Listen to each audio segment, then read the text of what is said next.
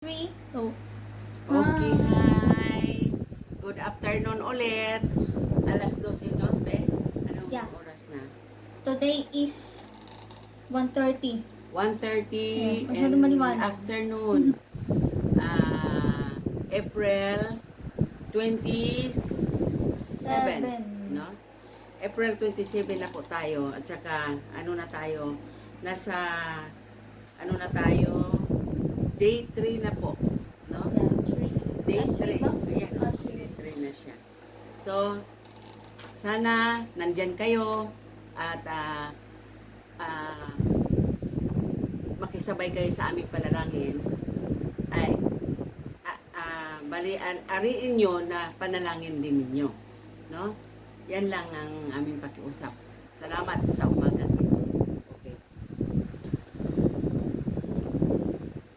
Heavenly Father, we humbly come before you, acknowledging your sovereignty and grace as we gather in your presence. We ask for your wisdom and guidance to illuminate our hearts and minds. May this time of reflection and prayer defend our understanding of your words and strengthen our faith in your Son, Jesus Christ. In His name we pray. Amen. Amen po, no? Ngayon, ang aming bababasahin ang aking Ito grandson pa. na, ay, ito pa pala. Sorry. Dear brother and sister, let us come together in the name of our Lord Jesus Christ, who is our rock and our salvation in a world filled with turmoil and uncertainty. Our faith in Christ serve us as steadfast anchor, grounding us in His love and truth. Amen po, no, mga kapatid. So ngayon ang magbabasa, hindi. Siya? Siya. Yung grandchild. Yan, no.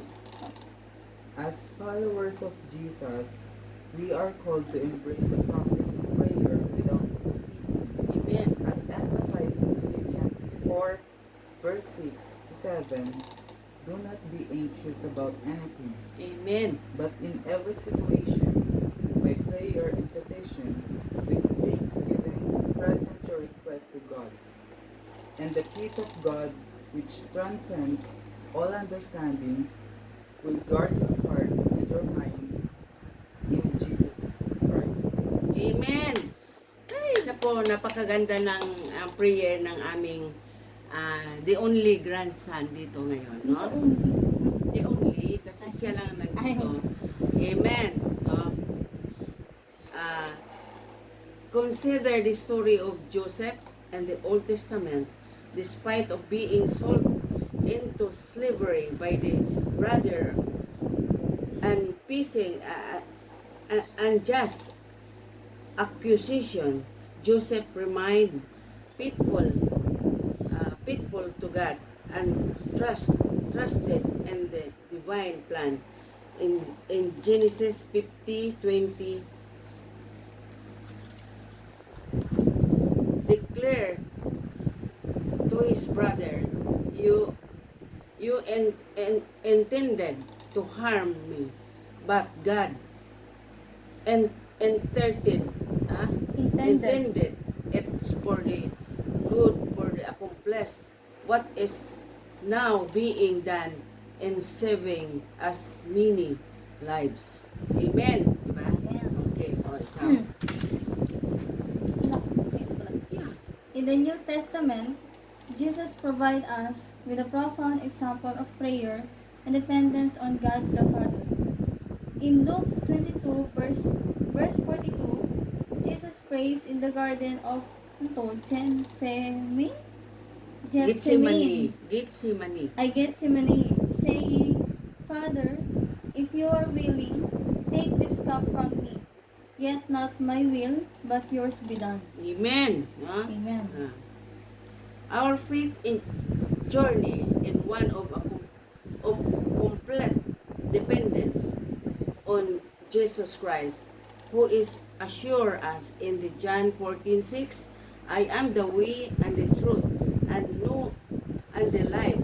No one comes to the Father except through me.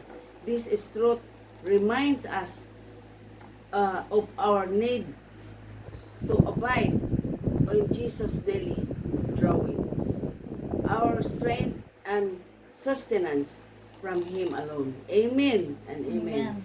Ito sa Kristo naman. Amen.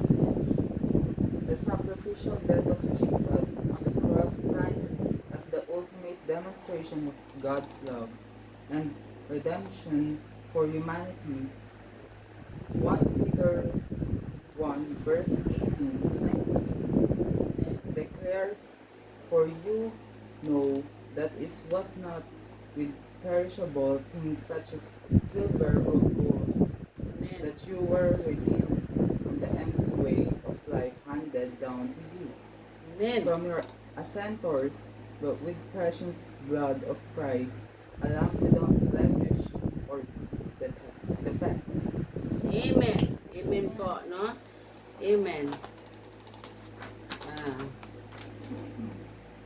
Let us never underestimate the power of blood of Jesus Christ. Hebrew 9:14 tell us how much more then will the blood of Christ, who is through the internal spirit of offered himself unblemished of God, cleanse our consistence from acts and laid to date, so that we may serve the living God. Amen. Furthermore, we are empowered by the Holy Spirit, who dwells within us as believers. Romans 8, verse 26 to 27 remind us, in the same way, the Spirit helps us in our weakness. Amen. We do not know what we ought to pray for, but the Spirit Himself intercedes for us through wordless groans. And He who searches our hearts knows the mind of the Spirit, because the Spirit intercedes for God's people in accordance with the will of God. Amen. No? Gracious God, as we conclude our time of prayer and reflection, we thank you for the richness of your words and the power of your Spirit as word within us. May the truth we have encountered today continue to transform our heart and lives, empowering us to live as a faithful disciple. And Jesus Christ, in His holy name, we pray. Amen and amen. Magsabi kayo ng amen and amen. So, sa hapong ito, mga kapatid, natapos po natin ang isang prayer na naman sa araw na ito. We pray na tayong lahat ay ibe-bless ng Panginoon dahil kasama namin kayo sa prayer. Sino man po ngayong nanonood, nakikinig, kasama namin kayo. So, in Jesus' name, sa tanghaling ito, lahat ng kapurihan ay ating idudulog sa ating Panginoong Diyos. Salamat po, God. In Jesus' name, we pray. Amen and amen. Thank you. Bye-bye. God bless. Oh.